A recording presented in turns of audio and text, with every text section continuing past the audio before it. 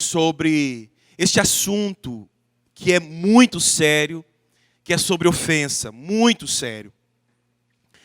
E talvez nós poderíamos até pensar, não é, que estamos vacinados contra a ofensa, que a ofensa é um mal que não nos atinge mais, porque talvez nos julgamos maduros, ou talvez experientes ao ponto de não ficarmos ofendidos, de não nos ofendermos com os outros.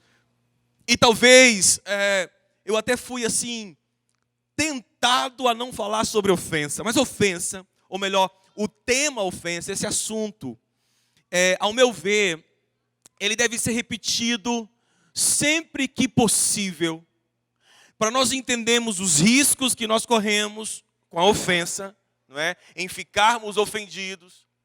E para que você também entenda que ninguém está vacinado com relação à ofensa. Ninguém está vacinado.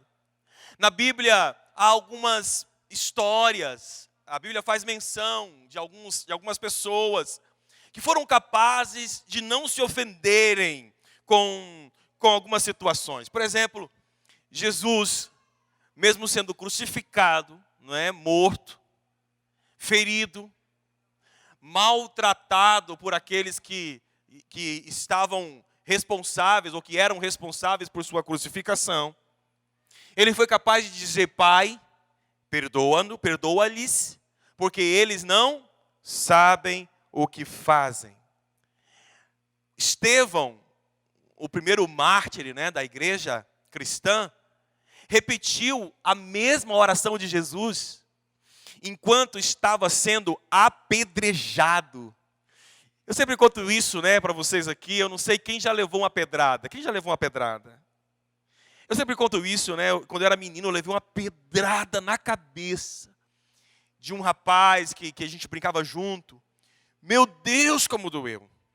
E eu fico imaginando, eu quero que você também imagine, como foi para Estevão, cheio do Espírito Santo, sendo apedrejado. Ele morreu apedrejado. Então, possivelmente, muito possivelmente, ele teve fraturas múltiplas no seu corpo, no seu crânio, né? A gente tem que pensar, muito possivelmente, me permita dramatizar, um dos olhos do Estevão saiu para fora. Irmãos, são pedras. Uma coisa que eu digo, né? Algo que não é escasso em Israel são pedras. Onde você for em Israel, tem pedras. E enquanto Estevão estava sendo apedrejado, ele orou, como Jesus também orou. Ele disse: Pai, perdoa-lhes. Então poucas pessoas, e elas muito cheias do Espírito Santo, são capazes de liberar perdão imediatamente quando são ofendidos, quando são feridos, quando são machucados. Uma mulher também, sirofenícia, né? Uma mulher que não era judia, em uma das poucas abordagens de Jesus com não-judeus, quando ela pede por Jesus, quando ela clama para que Jesus curasse a sua filha, Jesus dá uma resposta dura para aquela mulher. Jesus disse assim: olha, eu não posso tirar a comida dos filhinhos e dar para os cães. Não posso dar para os cachorros. Em outras palavras, Jesus comparou aquela mulher como os cachorros. Aquela mulher tinha tudo para sair de lá ofendida, mas ela foi humilde. E ela disse: Senhor, eu te entendo, mas até os cachorrinhos comem das migalhas que caem da mesa. E aquilo conquistou o coração de Jesus. Então esses homens, né, Jesus, Estevão, essa mulher, eles foram suficientemente humildes para não se ofenderem. Porque, escuta, uma verdade: quanto mais orgulhosos formos, maior a probabilidade de sermos ofendidos. Né? Quanto mais orgulhosos nós formos, maior a probabilidade de sermos ofendidos. Se você tem que sentar na primeira fileira, né? Vocês estão sentados no melhor lugar. Eu sempre ensinei isso. A igreja deve encher da frente para o fundo. Então, não é sobre isso que eu estou falando, não é sobre vocês. Mas tem pessoas que, se não sentarem na frente, e se chegarem aqui, tiver alguém sentado, ela se ofende. Porque o orgulho é tão grande que ela pensa que é mais importante que o outro que sentou no lugar dela. Nós estávamos numa consulta essa semana, acho que sexta-feira. E aí, como vocês sabem, todos os lugares têm as suas regras, né? De reserva de assentos. E aí eu sentei, não tinha ninguém, estava tudo certo. Um lugar que permitia que eu sentasse. Eu sentei, Sara e Rubisleia, sentamos. E depois veio 2 menininhos lindos, gêmeos. E eu brinquei com eles. Eu brinco com toda criança, eu gosto de criança, né? Não é por isso, aliás, é por isso que nós estamos esperando o nosso terceiro... Não, brincadeira. E aí vieram os 2 gêmeos, né? E eu brinquei e disse, aí, tudo jóia, lindo e tal. Ele olhou para mim e disse assim, esse lugar aí é da minha mãe. Minha mãe que estava sentada aí. Falei, desculpa então, mas eu vou continuar sentado aqui. Mas as pessoas, às vezes, têm um orgulho tão alto que pensa que não podem ser atingidos, entende isso? Com uma palavra, com uma correção, não é? Então, quanto maior o orgulho, maior vai ser o alvo, né, para a flecha da ofensa. Então, quanto maior o alvo, ou melhor, quanto maior orgulho, quanto mais orgulho, mais a flecha da ofensa vai te acertar. Então, se você tem andado muito ofendido, eu posso te dizer com muita certeza, é porque você também tem andado muito orgulhoso. Deus está tratando com o seu orgulho, ok? Só que, é lógico, todos nós temos um nível de orgulho, é lógico. É natural, nós nos protegemos, nós até mesmo nos dignificamos na medida certa do orgulho, não é? Então, mesmo não sendo exageradamente orgulhosos, nós também, dentro dessa medida, podemos ser ofendidos e temos que aprender a lidar com essa questão da ofensa. Então, me permita ministrar esse tema com você. Livre-se da ofensa antes que a ofensa acabe com você. Eu vou tentar ser o mais rápido possível para que a gente feche o culto com tudo que a gente tem que fazer. A ofensa é capaz de esgotar sua energia, de apagar o seu brilho, de anular suas possibilidades e de encarcerar os seus sonhos. Acompanhe comigo. Quando uma pessoa se ofende, é natural. Ela perde energia. Ela perde a sua capacidade de dialogar.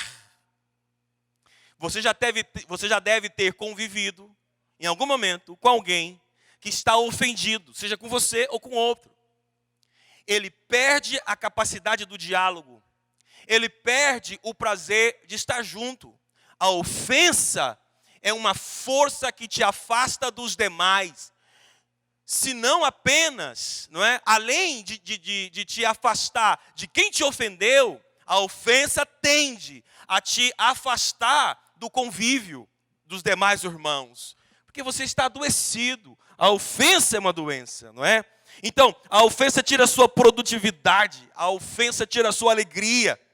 A ofensa aumenta a sua falta de compreensão. Aqueles que estão ofendidos têm menor potencial de compreender o outro. Entende isso? Então, se eu já estou ofendido com a Thalita, e a Thalita não vem no culto, eu não quero nem saber o porquê que ela não veio no culto. Isso vai, de alguma forma, me ofender ainda mais. Estou usando esse exemplo de culto, é só um exemplo. Se eu estou ofendido com a minha esposa, e ela não faz a janta, e de repente ela não fez a janta, porque ela teve uma aula de última hora, e teve que ir para a faculdade, e não tinha celular, não teve como me avisar, mas pelo fato de eu já estar ofendido com ela, isso vai agravar ainda mais a minha capacidade de compreender. Estão entendendo até aqui que a ofensa é uma desgraça, sim ou não? No meio da igreja, no meio da família, entre pais e filhos, marido e mulher, não é? Líderes e liderados, pastores e ovelhas, ovelhas e pastores, sogra, sogro, genro, nora, em qualquer contexto, a ofensa é destrutiva, altamente destruidora a ofensa. Ofendido é quem sofreu um dano. Isso aqui, irmãos, são definições de dicionário. Então, ofendido é alguém que sofreu um dano. Logo, ele está danificado. Quem já bateu o carro aqui alguma vez na vida? Quando você bate o carro, possivelmente, ele vai ficar danificado, é ou não é? E você vai levar esse carro para conserto, sim ou não? Mas peraí, e se foi o outro motorista, ou o outro motociclista, que estava errado? Fica comigo. Mas ele estava na contramão, tá bom. Mas o seu carro foi danificado, foi ou não foi? O outro foi o culpado? Foi. Mas o seu carro ficou danificado? Sim ou não? Você não vai pegar o seu carro e vai levar para o conserto? É ou não é? Esse é o princípio da ofensa. Se o Jader me ofendeu e ele estava totalmente errado, mas ele me ofendeu, talvez o carro dele nem estragou. Me permita usar esse exemplo, irmãos. Mas não acontece isso. Duas colisões, ou melhor, uma colisão entre dois carros. Um acaba. O outro parece que só dá um arranhãozinho. Não acontece, irmão Zabelino. Irmão Zabelino trabalha com essa área aí, né? E às vezes, irmãos, um carro, pelo jeito que pega, ou talvez, né, se a gente pegar aqueles carros mais antigos, com a lataria mais dura, vai acabar com o teu carro e ele não vai danificar nada. Da mesma maneira é a ofensa. Você fica, de repente, tentado a dizer, mas é ele que estava errado, é ele que estava errado. Tá bom, irmão. Só que quem está danificado é você. Você precisa perdoar. Como? Como se foi ele que me ofendeu? Ei, é o teu carro que amassou. Ele está destruído porque a colisão machucou mais você do que ele. Você está danificado. Você precisa ser consertado. Ofendido é o estado daquele que foi desrespeitado, desmerecido, injustiçado, julgado, humilhado, esquecido. Eu não sei o que mais te ofende. Né? Eu te faço essa pergunta e acho que ela está na pergunta da palavra da célula também para essa semana. Quais são as coisas que mais te ofendem? Aqui estão alguns exemplos. Ofendido também é o estado daquele que se bloqueou para o outro. Então, e tem níveis de bloqueios, não é? Por exemplo, se alguém faz algo comigo e de alguma forma me ofende, eu não me importo, talvez, em me sentar na mesma mesa com ele, que ele está sentado. Mas, sabe aquele diálogo, aquele papo gostoso? Já não dá mais. É um nível de ofensa. Eu não consigo conversar muito bem. Mas existem outros níveis, né? Tem gente que está tão ofendido que não consegue olhar na cara da pessoa que o ofendeu. Não é? Tem pessoas que não conseguem ouvir falar o nome daquele que te ofendeu, que você já fecha a sua fisionomia. Depende muito do nível dos danos causados dentro de você. Está me entendendo, sim ou não? O que eu posso te garantir, com certeza, é que toda pessoa que está ofendida está num caminho de morte. E hoje eu quero, no nome de Jesus, tirar você desse caminho de morte. E vou sair junto também, porque também posso estar ofendido, né? Não tem ninguém que está livre disso. Então eu preparei um vídeo, também muito curto, para que você entenda esse princípio da ofensa. E pessoas que estão ofendidas, né? Pode colocar aí, a hora que eu estiver pronto, ok. Share.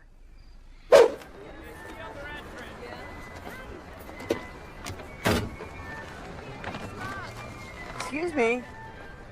I know you didn't think anyone would catch you, but you just slammed your door into my car. The least you can do is say you're sorry, lady. You don't have to take that tone. It's not like I'm hurting your resale value.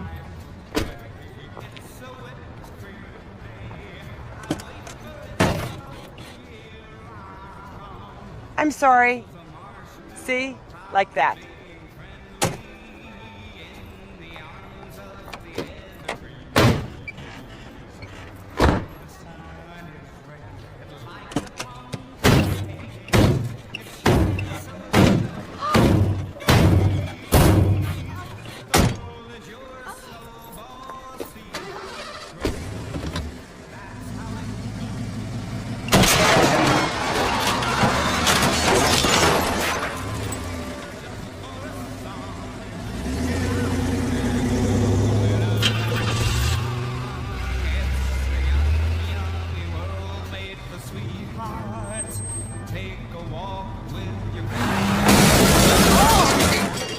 It's a sugar date.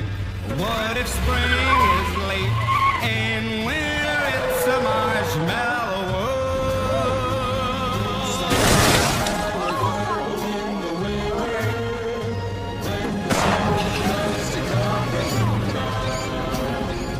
It's the time for play. It's a whipped cream. It's a whole year round.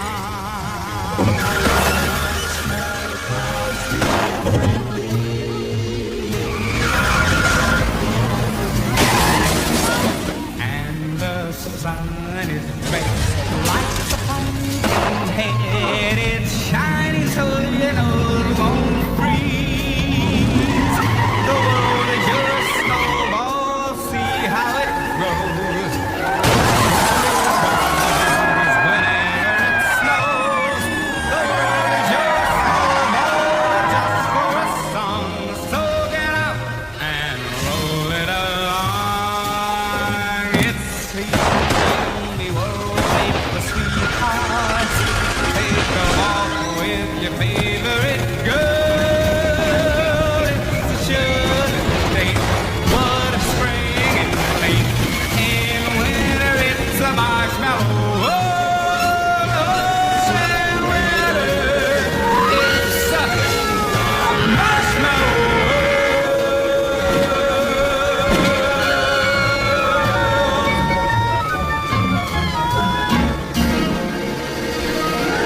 I don't know what happened.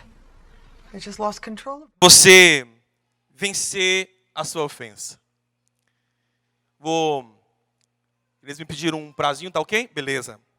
Primeiro, você tem que entender que há um paralelo entre o perdão que nós damos e o perdão que recebemos. Você pode repetir isso?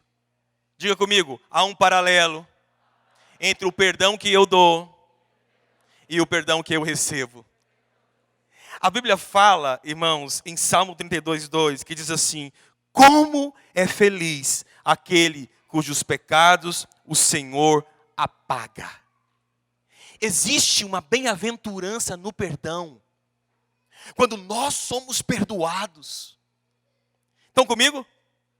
Quando não tem mais nada que nos acusa.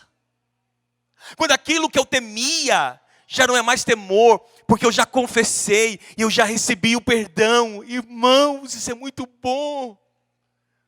Não tem como não lembrar dos nossos filhos, quando eles dizem assim: ainda vou apanhar, papai. E você diz para eles: desta vez não, eu vou te perdoar. O alívio do perdão. Hã? Sim ou não? Como é bom o perdão. Então, da mesma forma que você precisa do perdão, da mesma forma que nós precisamos do perdão, nós também temos que aprender a dar o perdão. Jesus disse, essas são palavras de Cristo, né? Ele diz: perdoa as nossas ofensas, nos ensinando a orar, como também nós perdoamos as pessoas que nos ofenderam. Perceba, há uma relação, eu perdoo e também sou perdoado. Há uma parábola, irmãos, que é a parábola do credor incompassivo. Muito simples a história. Um rei decide passar a limpo. Um rei decide colocar as suas contas em dias. Essa é a expressão que a Bíblia, que a versão OL coloca. Essa história está em Mateus 18, do 23 ao 35. Um rei resolve colocar as suas contas em dias. E ele começa por um dos seus servos, que devia 10.000 talentos. De acordo com algumas fontes, essa dívida era compatível a 20 anos de trabalho. Cada talento era 34 quilos de ouro. A dívida de 10.000 talentos era impagável. Então o rei, vendo que aquele rapaz, aquele homem, aquele servo, não tinha condições de pagar, ele dá um decreto, ele diz, pega a família, era comum na época, vende a esposa e os filhos para pagar a sua dívida comigo. E o que este servo faz? Ele se ajoelha e ele implora, e ele diz, por favor, rei, me perdoa. Então o rei, muito compassivo, cheio de compaixão, libera aquele homem, perdoa aquele homem. Diz, não, você pode ir embora para casa, não tem mais dívida alguma. E quando aquele homem vai para casa, o que ele encontra? Ele encontra um amigo. Eu gosto, não dá tempo da gente ler, mas eu gosto desses detalhes. A Bíblia fala que ele encontra um colega que devia a ele algum dinheiro. A dívida desse primeiro homem, deste servo, era de 10.000 talentos. A Bíblia faz questão, Jesus nessa parábola faz questão de contar os detalhes. A dívida dele era 10.000 talentos. A dívida do outro era de algum dinheiro. E aí, esse homem que tinha sido perdoado, diz a palavra, que pega o outro pelo pescoço e manda prender. Porque o outro que devia a ele algum dinheiro, não lhe pagou. Quando os outros servos vê essa injustiça, um homem perdoado que não deu perdão, vai contar para o rei. E o rei manda chamar este servo que já tinha sido perdoado, irmãos. O rei manda chamá-lo e disse para ele, servo miserável, eu perdoei a tua enorme dívida porque me pediste. Como é que esse rei, que é a tipologia aqui de Cristo, chama o servo de miserável? Todo aquele que recebe, mas não dá. Miserável não é aquele que não tem nada. É lógico que aquele que não tem nada, por não conseguir dar, em algum contexto se encaixa no conceito também. Mas o maior miserável é aquele que recebeu e não deu. Eu estou rindo, irmãos, porque às vezes nós andamos de carros top das galáxias. Como a Eliette ontem estava brincando com a gente, né? Não sei se eles estão aqui hoje. Top das galáxias. Só que não damos nada a ninguém. Somos ricos, no entanto, somos chamados de miseráveis. E o Senhor chama aquele homem de miserável. E ele diz, eu perdoei a tua enorme dívida, porque você me pediu. Não devias tu ter compaixão dos outros como eu tive de ti? E o rei, muito zangado, mandou o homem para a cadeia até pagar o último cêntimo que devia, o último centavo. Só que aí tem um detalhe, né? Olha o homem na cadeia aí. Só que aí tem um detalhe. No final do versículo, quando esse Jesus, não é, esse rei, esse personagem dessa parábola que tipifica o Pai, ou que tipifica Cristo, enfim, que tipifica Deus, quando este personagem manda este homem que não tinha perdoado o outro ser preso, ele termina a história dizendo, o mesmo fará o meu Pai Celestial convosco, se cada um não perdoar de coração o seu irmão. O mesmo fará, o mesmo que, gente? Fala para mim, o mesmo que? O que será feito então? Por favor, me ajuda. O que será feito àquele que não perdoar o irmão? Será preso. Será preso. Então escuta, olha que legal. Presta atenção. O rei está preso ou está solto nessa história? Hã? Solto. Ele perdoou? Perdoou, está solto. O servo que foi perdoado termina preso ou solto? Preso. Por quê? Mas quem devia não era o servo ou o amigo do servo? Não era ele que devia? Escuta, quem vai preso nessa história não é quem deve, é quem não perdoa. Presta atenção nos valores. Porque às vezes você está desejando que o Eliezer seja preso. Porque o Eliezer, ele fez isso e isso comigo. Era o meu emprego. E ele foi lá, na minha frente, tomou o que era meu. E você fica querendo que ele seja preso. Está entendendo? Sim ou não? Você fica dizendo, tá vendo? Olha o que ele fez. Escuta, se você ficou com ofensa, é você que vai ser preso. A prisão não é compatível com o que você deve. É compatível com a tua falta de perdão. E aqui, irmãos, nós aprendemos esse princípio. Nós temos, então, que aprender a perdoar. Dar perdão. Por quê? Porque eu também preciso de perdão. Quando eu não perdoo o outro, eu estou considerando que eu sou melhor. E que eu não vou cair no erro que ele caiu. Por isso eu posso julgá-lo. Entende isso, sim ou não, irmãos? Então escuta, perdoa quem te fez os piores atos. Libera ele, perdoa. Porque senão é você que vai ficar preso. Presta atenção, nem todo perdão é passivo de restituição. Não vou falar sobre isso hoje. Mas eu quero que você entenda que às vezes eu posso perdoar alguém sem restituir a ele o lugar que ele tinha antes. Tá? Ok? Aí você coloca dentro da sua inteligência. Mas o que importa é que, restituindo ou não, o seu coração seja capaz de servir aquele que te ofendeu, de abençoar, de ajudar, de socorrer. Está comigo, sim ou não? Ah, pastor, eu ajudo todo mundo, né? Eu não tenho inimigos. Mas se você encontrar alguém na tua memória, quando você for dormir, eu oro para que o Espírito Santo fale conosco sobre isso. Se você encontrar alguém que faz o seu coração fechar um pouquinho para ajudar ou para ter alguma ação, ore, porque isso está errado. Eu até coloquei aqui, irmãos, mas esse culto mais curto acaba com o pregador. Mas eu tenho tantas histórias de pessoas que ficaram ofendidas comigo, ou que me ofenderam, tantas histórias de perdão, já são mais de 20, amor me ajuda, 2001, são quase 20 anos de ministério. Irmãos, teve muito carro batendo no meu. Teve muita coisa que eu já ouvi, teve muitas coisas que eu já tive de falar. E se eu não der perdão, eu não consigo seguir em frente. Está entendendo, sim ou não? Vai pesando. Às vezes é apenas uma ofensazinha. Pensa em que cada ofensa corresponda a 1 quilo. Quem consegue carregar 1 quilo de arroz, 1 quilo de sal, numa sacolinha de boa aí, por aí? Quem consegue carregar 1 quilo? Todo mundo.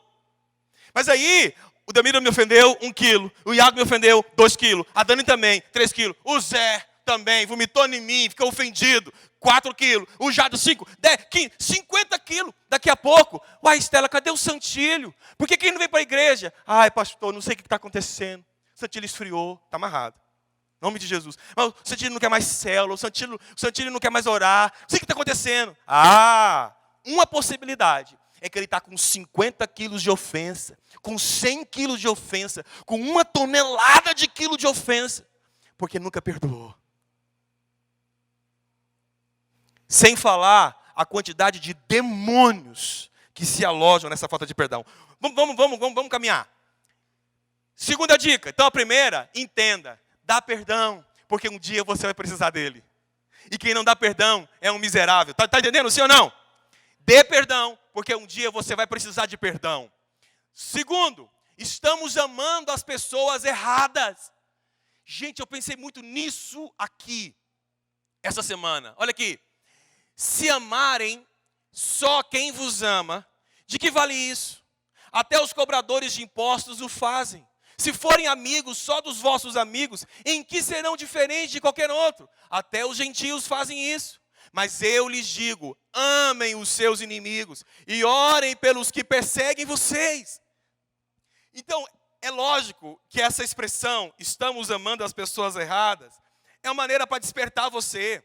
Não há pessoa errada para se amar. Temos que amar todos. Eu só quero dizer com essa frase que às vezes nós só estamos agindo com amor com aquelas pessoas com quem nos damos muito bem. E alguém pode dizer hoje aqui, eu não tenho inimigo, pastor. Não, também não tem nem quem está me perseguindo. Deixa eu te explicar um pouquinho isso daqui. Inimizade, coloquei isso aí, né? Quem são os seus inimigos? Inimizade nem sempre é o que parece ser. Então, inimigo nem sempre é aquele que está te machucando pelas costas, que está disputando com você, te maltratando, te traindo. Não, nem sempre.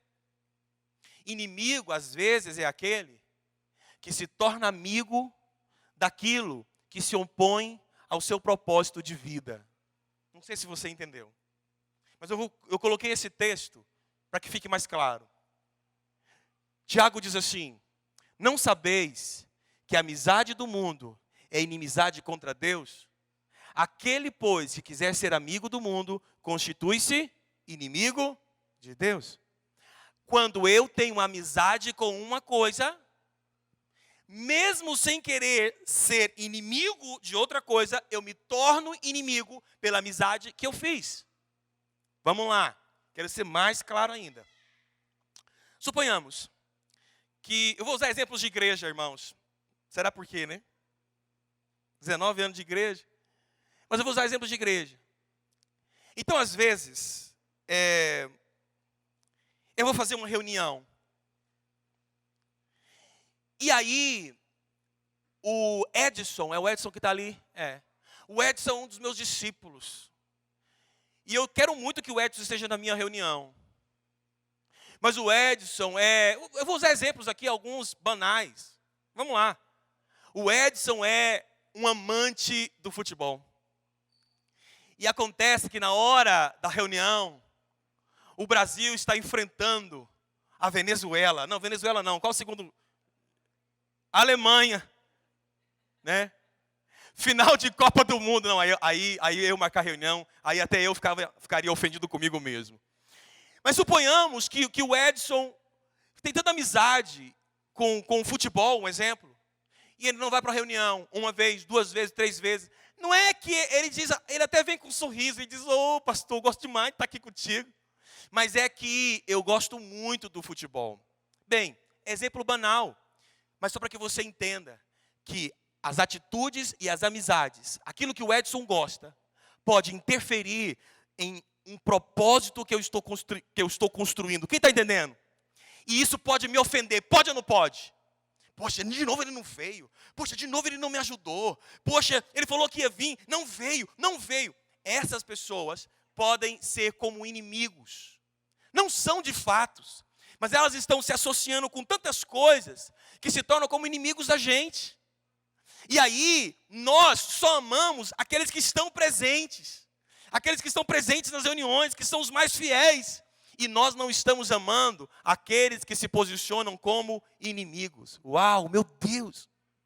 Eu preciso orar, irmãos, por aqueles que querem liderar, por aqueles que lideram, pelos nossos líderes de células. Eu fico vendo o carinho, o empenho de todos os líderes. Eu amo isso, eu sou apaixonado nesses líderes. Mas eu também preciso amar, cuidar e orar daqueles que estão dizendo: não quero e não quero. Eu preciso amar, orar. Eu falei que ia dar exemplos de igreja, então me permita. Eu preciso orar, amar e cuidar de todos aqueles que são fiéis nos seus dízimos. Eu sempre uso o exemplo de alguém que eu tenho tanto temor, porque eu vejo o irmão Wilson. Está aqui, irmão Wilson? Eu poderia citar o nome de muita gente, mas eu vejo o irmão Wilson empurrando, está ali, ó. Eu vejo o irmão Wilson empurrando o carrinho de picolé dele por tudo quanto é lugar. Quem já viu o irmão Wilson empurrando o carrinho de picolé? Irmãos, esses dias eu vi o irmão Wilson empurrando o carrinho de picolé dele, num sol quente. Mas todo o tempo ele está aqui entregando os dízimos dele. E quando, por alguma razão, eu vejo nos relatórios o nome do irmão Wilson como dizimista, olha, eu não preciso jurar, né? Mas só para que você entenda, eu juro. Eu te garanto que me dá vontade de chorar, medo, temor, e dizendo: meu Deus, é um dízimo de alguém que está suando, trabalhando no sol quente e está sendo fiel, está entendendo? Eu tenho que orar por ele, mas eu também tenho que orar por todos aqueles que não se importam com esse princípio.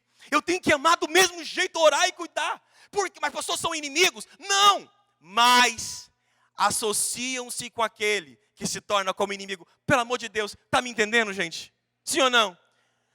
Eu não sou seu inimigo, mas eu estou me comportando de uma forma que me oponho ao trabalho que você faz. Desta maneira, Jesus diz, vocês estão amando errado. Se você amar só os que vêm para a igreja, se você amar só os que são fiéis com você, se você amar só os que ofertam e dizimam, se você amar só os que lideram, se você amar só os que te ajudam, estão amando as pessoas erradas. Nós temos que amar os problemáticos, os que falam mal de você, os que mentem ao seu respeito. Eu não é, irmãos? Escuta, se eu não aprender a amar todas essas pessoas, se eu não tivesse aprendido a amar todas essas pessoas, eu estaria morto. E me permita abrir meu coração para vocês nesse contexto. Até disse para o Delmiro e Avanildo esses dias para trás, falei, faz assim, porque eu já estou tão cansado de ver as pessoas falarem de mim por causa disso. Mas se eu não perdoar, eu morro. Se você não perdoar, você morre. Você tem que amar os seus inimigos. Está comigo? Amar quem te persegue, amar quem não gosta de você. E eu termino. Terceiro, fazer do bem a regra de nossas vidas. Você pode repetir essa frase? Uma regra. Então, primeiro, para vencer a ofensa, estou dando algumas ideias aqui, não são todas as ideias. Não é uma receita fechada, é apenas algumas ideias. Primeira, entenda esse paralelo do perdão que você dá e do perdão que você recebe. Segundo, aprenda a amar e orar por aqueles que, de alguma forma, não estão cooperando com o seu propósito de vida. E isso está te machucando, te magoando. Ore e os ame, sirva, presenteie, dê a eles, a essas pessoas, todo o seu melhor. E por fim, tenha o fazer o bem como uma regra. Olha o que está escrito em 1 Tessalonicenses 5,15. Que ninguém retribua o mal com o mal. Que o bem seja a regra da vossa vida. Não só entre crentes, mas para com todos. Que o bem seja a regra. Diga comigo assim, a partir de hoje, o bem é a minha regra. Então vamos lá. Estou no trânsito. 300 carros na minha frente. De repente, um carro do lado assim, eu poderia falar aqui, um Fusquinha, um Fitzinho 147, os carrinhos tudo que eu já tive. Mas um carro qualquer quer enfiar na sua frente. O que você faz? Aqui não. Aí você vai lembrar, a minha regra de vida é fazer o bem. Tira esse espírito de vingança do seu coração. Está comigo, gente? Diga comigo, vingança. Sai de mim. Vamos lá. Irmão Isabelino. Eles trabalham juntos, né? Mas vamos supor. Irmão Isabelino sai de casa, irmã Elisete. E sai reclamando da senhora. Dizendo que as cuecas dele estavam tudo sujas. Essa mulher não lava roupa. E a irmã Elisete vai dizer, eu estou trabalhando o dia inteiro. E ela sai, e ela fica ofendida. O irmão Isabelino vai trabalhar. Passa o dia inteiro, irmã Elisete, não manda uma mensagem. Não faz uma ligação, não pergunta como a senhora está. Mas ele chega em casa à noite, cansado. E a primeira coisa que ele faz é abrir as tampas da panela. E você está lá do quarto só escutando. Está vazia, seu filho de Jesus. Vingança. Não me tratou bem, também não come hoje. Aí você tem que lembrar, fazer o bem é a minha regra de vida. Escuta, gente, tem muita gente se vingando de formas tão simples. Você pode se vingar com seu silêncio, é ou não é, gente? Casais, como é que é a vingança boa? Amor, tem janta? Amor, cadê a minha camiseta do futebol? Amor, vi minha chuteira? Amor, silêncio, irmão, vai irritando. E a mulher? Oi, meu bem. Oi. Como é que foi o seu dia hoje? Cadê a toalha? Vingança. O silêncio pode ser uma vingança. Sim ou não? Pode. E nós sabemos, irmãos, a quantidade de situações que nós podemos usar para vingar. Agora, se você quer vencer a ofensa, você tem que entender, a minha regra de vida é sempre fazer o bem. Maltratou? Faz o bem. Faz o bem. Para terminar, um tempo atrás, já contei aqui, vou contar de novo. Não sei se vocês lembram. Eu não sei o que aconteceu, eu saí de casa, eu tinha uma reunião de pastores, eu ia ficar um dia inteiro fora. O Bislé disse alguma coisa para mim que eu não gostei. Eu saí de casa muito chateado. Eu fiquei o dia inteiro muito nervoso. Me sentindo desrespeitado. Orgulho, né? Quanto mais orgulho, mais fácil da flecha da ofensa acertar. Quando eu voltei para casa, estava vindo de Aragoiânia, passando ali pelo shopping. E o Espírito Santo falou comigo, isso já tem um tempo, né? O Espírito Santo falou comigo, passa no shopping, compra uma excelente calça jeans para ela. Falei, você está falando com a pessoa errada, eu estou com raiva. Eu estou com vontade de chegar lá, eu vou dizer tanta... Sabe quando você passa o dia inteiro alimentando a raiva?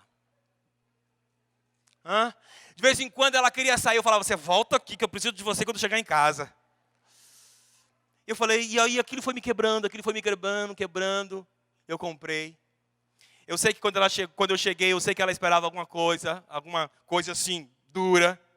Eu falei, amor, nós erramos hoje de manhã. E eu te trouxe um presente para a gente botar um fim nessa história. Ô, noite gostosa. Agora escuta, irmãos.